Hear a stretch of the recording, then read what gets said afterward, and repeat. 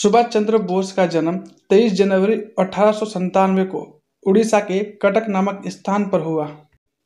उनके पिता जानकीनाथ बोस एक प्रसिद्ध वकील थे तथा उनकी माता का नाम प्रभावती देवी था। 14 भाई बहनों में वे 9वीं संतान थे। उनके पिता कटक की महापालिका में लंबे समय तक रहे। वे बंगाल विधानसभा के सदस्य भी रहे। अंग्रेजों ने जानकीनाथ बोस को राय बहादुर का खिताब दिया था और सुभाष चंद्र बोस स्कूल और कॉलेज स्तर पर एक योग्य छात्र रहे। सुभाष चंद्र बोस विवेकानंद की शिक्षाओं से बहुत अधिक प्रभावित रहे तथा छात्र जीवन से ही देश प्रेम की भावनाओं के लिए प्रसिद्ध रहे। 1919 में इंडियन सिविल सर्विस की प्रतियोगिता में शामिल होने के लिए इंग्लैंड गए तथा चतुर्थ स्थान पर सफल घोषित हुए। जलियांवाला बाग हत्याकांड से व्यथित होकर उन्होंने सिविल सर्विस से त्यागपत्र दे दिया और देश लौट आए।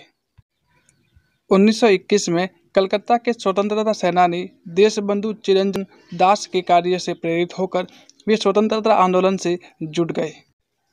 20 जुलाई 1921 को बोस महात्मा गांधी से मिले, जो उस समय अंग्रेजों के विरुद्ध असहयोग आंदोलन का नेतृत्व कर रहे थे।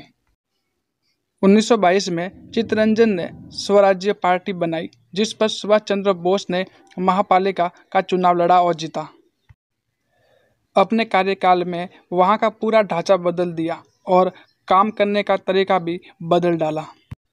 कलकत्ता के रास्तों के जो अंग्रेजी नाम थे उन्हें बदलकर भारतीय नाम दिए तथा बहुत ही शीघ्र वे एक महत्वपूर्ण युवा नेता बन गए। जवाहरलाल नेहरू के साथ सुभाष चंद्र बोस ने कांग्रेस के अंतर्गत युवाओं की इंडिपेंडेंस लीग शुरू की। 1928 में जब साइमन कमीशन भारत आया तो कांग्रेस ने काले झंडे दिखाए। अपने सार्वजनिक जीवन में उन्हें 11 बार कारावास हुआ। 1933 से 36 तक सुभाष चंद्र बोस यूरोप में रहे।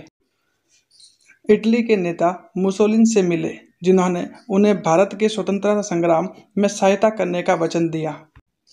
1938 में कांग्रेस का वार्षिक अधिवेशन हरिपुरा में हुआ तथा उनके वे अध्यक्ष बने।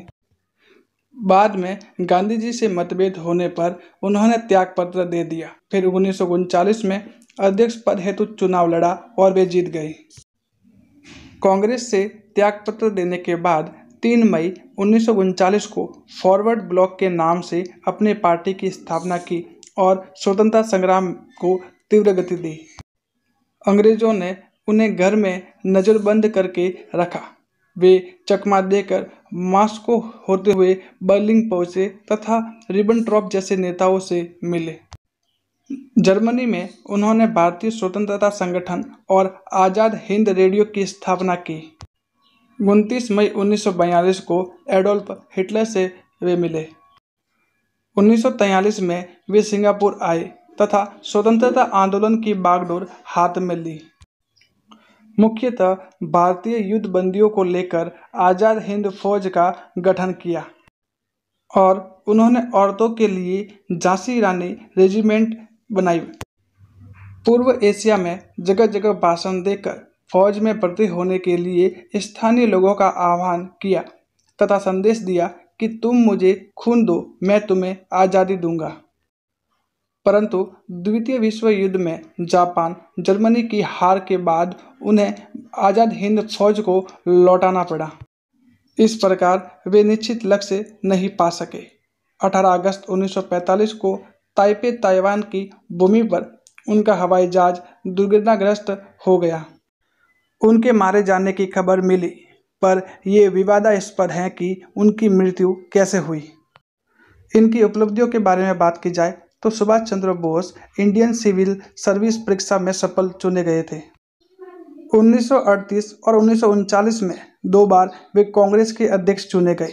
साथ ही ऑल इंडिया फॉरवर्ड पार्टी का गठन कर स्वतंत्रता संग्राम को गति दी। इनके साथ भारत से ब्रिटिश साम्राज्य को बाहर निकाल फेंकने के लिए आज़ाद हिंद फौज का भी गठन किया। सुभाष चंद्र बोस नेताजी के नाम से प्रसिद्ध हुए। जय हिंद का नारा उन्होंने दिया तथा गांधी जी को सर्वप्रथम राष्ट्रपिता कहकर संबोधित किया।